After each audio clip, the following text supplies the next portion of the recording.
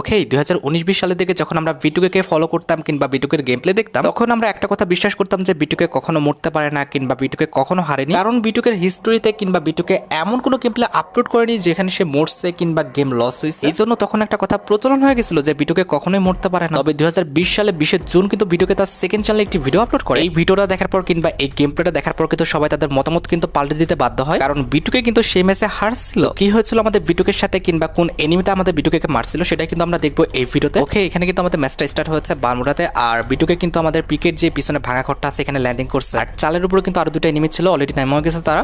গান পায় নাই ভাই, বিটুকের কাছে গান আছে, ওর কাছে গান নাই। ঘুষাঘুষি করার ট্রাই করতেছে, তবে বিটুকে কিন্তু একটু বুদ্ধি খাটিয়ে ওদের ঘুরিয়ে ঘুরিয়ে মারতেছে। একজন শেষ অলরেডি, আর একজনও ডাউন। ওকে, এখানে দুইজন কিন্তু ডাউন হয়ে গেছে। ক্লিয়ার করে দিচ্ছে একজনকে। ভাই আরও এনিমি আসতেছে, আরেকটা এনিমি, এটাও শেষ, আরেকটা আছে।